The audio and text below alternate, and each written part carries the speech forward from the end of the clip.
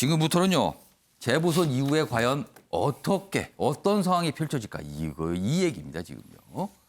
누가 당선되더라도 정치권 지각 변동을 못 피한다 이렇게 돼 있습니다. 어떻게든 요동칠 거라는 거죠. 여기 보시면 뭔가 이제 이 가정을 했어요. 민주당 두 곳 모두, 그러니까 서울, 부산 시장 선거를 말하죠. 두 곳 모두 내주면 치명상이다. 그리고 만약에 10%포인트 이상 참패된 이건 쇄신이 아니면 길이 없다. 그리고 문재인 대통령 레임덕 본격화할 듯하다. 만약에 한 곳이라도 수성된, 그러니까 가져올 땐 재신임으로 해석될 수도 있다. 뭐 이런 겁니다. 그리고 야당 승리 땐 정권 심판론 박차가 가해진다. 그리고 패배 땐 당 자체가 공중분해될 수도 있다. 뭐 이렇게 시나리오를 좀 전개해놨습니다. 이와 관련돼서요. 먼저 이 정치권, 지각권도 이런 데인데 요 관련된 영상은 먼저 하나 있는데 확인해 보겠습니다. 말하지 않던 우리 지지자들이 말하기 시작했다. 표현하기 시작했다. 그동안의 여론조사, 공표된 여론조사를 보면 저희 쪽이 응답률이 현격하게 낮아졌습니다. 그런데 그분들이 저희들을 보면 표현하고 계신다. 이낙연 위원장께서는 어느 정도를 예상하세요? 3% 내외의 박빙승부. 그것을 꽤 오래전부터 예측을 했지요. 가계소득 지원, 소상공인 매출 증대, 이제 일석이조인데 거기다 블록체인으로 조 한 마리를 더 하셨어요. 네. 그래서 경기도가 하긴 하지만 다른 지방 정부들도 좀 같이 해주면 좋겠다 했는데 아직 되신 건 아닌데. 근데 그 정책 방향 을 정하신다고 하니까 네. 정말 반가웠어요. 네. 네. 윤석열 화이팅! 윤석열 화이팅! 정책 일정으로 혹시 이유가 있으신지 한 말씀 부탁드립니다. 투표장에 보통 부인분들과 많이 오시는데요. 오늘 부친분과 함께 오신 이유가 있을까요? 보시다시피 아버님께서 기력이 전 같지 않으셔서 모시고 왔습니다. 자, 방금 보신 영상은 대선 주자로 꼽히시는 분들 이 선거운동 기간에 어떤 모습들이 있었는지 좀 정리해서 드려드리는데요. 관련 기사가 있습니다.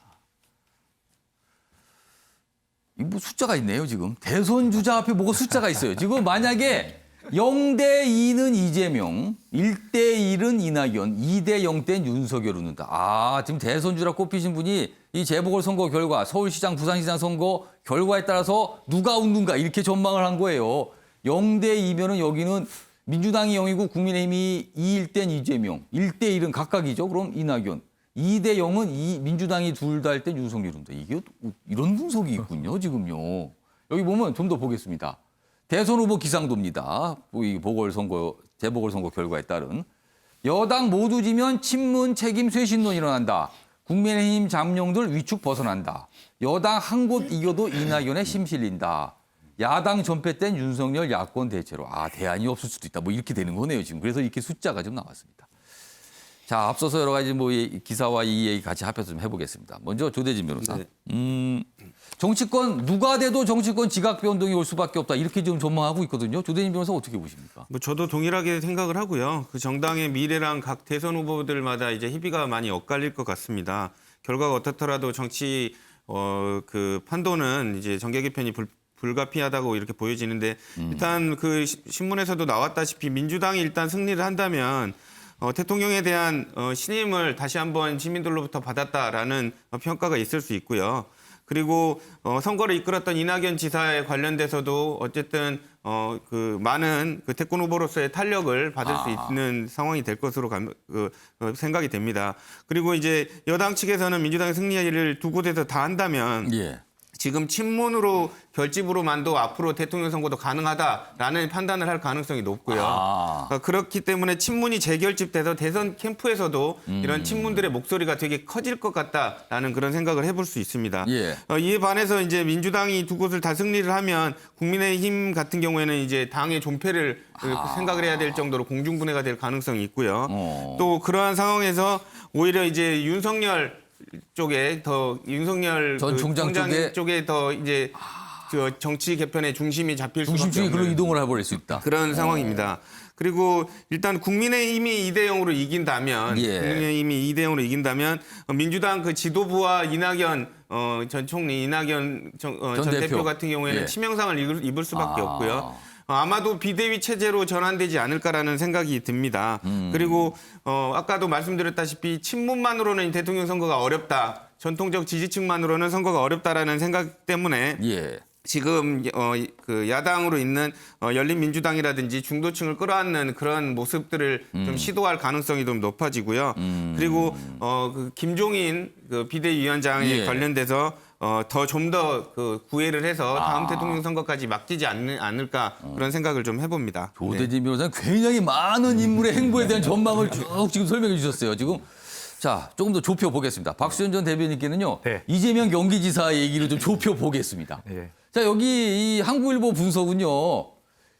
0대2 그러니까 민주당이 다 지고 국민의힘이 다 이기는 거예요. 두 곳 다 이 선거를 다 이긴다. 국민의힘이 야당이 가져간다 그러면은 이재명 지사가 웃는다라고 분석을 했어요. 지금 박수현 전 대변인께서는 이재명 지사 이 선거 결과 이재명 지사의 대권 행보 어떻게 전망하세요?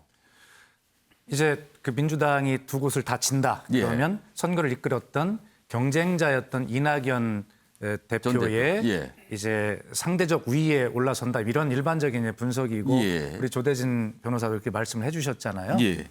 근데 저는 이렇게 봅니다. 민주당이 선거를 2대 0, 1대 1, 0대 2 어떤 지금 제시한 어떤 예. 경우가 오더라도 민주당은 이미 선거 과정을 통해서 국민께 많은 혼이 났습니다.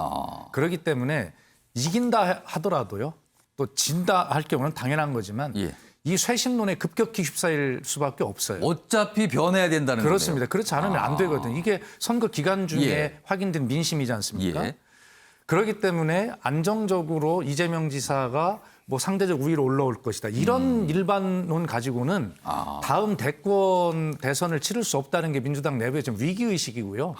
전체적으로 판을 새로 보는 새로 짠다. 완전히 새로 아마 어떤 것들이 요동을 치면서 승리를 하건 패배를 하건 승리해도 마찬가지입니다. 예. 그래서 지금까지와는 전혀 다른 판이 나타나게 될 것이고 그렇지 않으면 민주당은 다음 대선에 승리할 수 없다는 위기감을 분명히 가지고 있어요.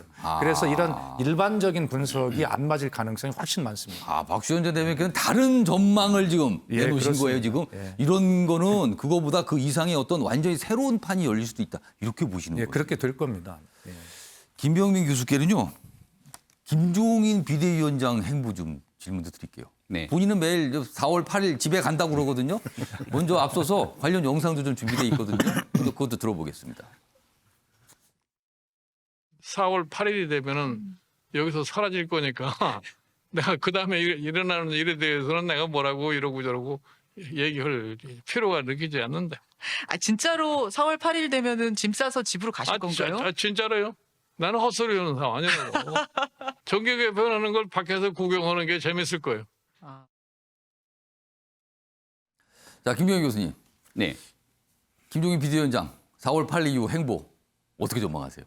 일단은 내일 선거 결과를 두고 마지막 비상대책위원회 회의를 열 겁니다.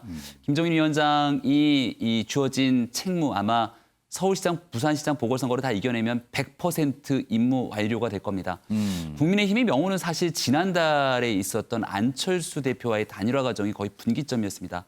여기서 만약 우리 당이 서울시장 후보에서 후보조차 내지 못하는 정당이 되게 된다면 앞으로 치러지게 되는 대통령 선거 국면에서도 과연 정당의 역할을 할 수 있을 것인가 이런 고민들이 많았을 건데 많은 사람들이 예상했던 것과 달리 굉장히 높은 지지도를 갖고 있었던 안철수 대표를 국민의힘의 후보를 만들어내면서 결국 오세훈 후보가 대역전 드라마를 써내면서 국민의힘의 정당 지지를 우뚝 서게 만들었습니다. 그러니까 결국은 만약 선거를 승리하게 되면 지난 총선 참패 이후로 이거 대통령 선거를 치를 수 있는 정당인가? 라고 하는 국민적 의구심을 완전히 불식시키면서 예. 국민의힘이라고 하는 제1야당을 반석에 올려놓은 예. 혁혁한 공을 세우게 되는 거죠. 근데 지금의 보궐선거는 사실상 문재인 정부에 대한 정권 심판의 성격이 큽니다. 근데 박수현 전 대변인이 아주 중요한 얘기를 했는데 선거가 끝나게 되면 여당이고 야당이고 굉장히 많은 요동이 치게 될 예. 것이고 대통령 선거는 과거를 바라보는 게 아니라 미래를 바라보는 선거를 치르게 되는 거거든요. 그런 국면 속에서 과연 국민의힘이 대통령 선거로 가는 길목에 김종인 위원장이 했던 지난 역할을 쭉 이어서 대통령 선거까지의 분명한 역할이 필요하다라고 하는 목소리들이 커질 수 있을 것이고 4월 8일 이후에 김종인 위원장은 일단 내 역할은 끝났다라고 말하겠지만 예. 당 안팎에서 김종인 위원장에 대한 앵콜 목소리가 커질 거라고 생각합니다. 조영 고문님, 네. 윤석열 전 총장 얘기하는데 한 20초밖에 안 남았어요. 핵심만 짚어주시죠. 뭘 봐야 되는지. 핵심은요, 여기서요. 예. 국민의힘에 속한 사람들이 한 분도 안 계시다는 게 그게 현실입니다. 그래서 지금 뭐 얘기하신 대로 아주 많은 정계 개편과 이 조직 개편이 있으리라고 생각합니다. 그걸 잘 봐야 된다. 지금 또 이렇게 지적을 해주셨어요.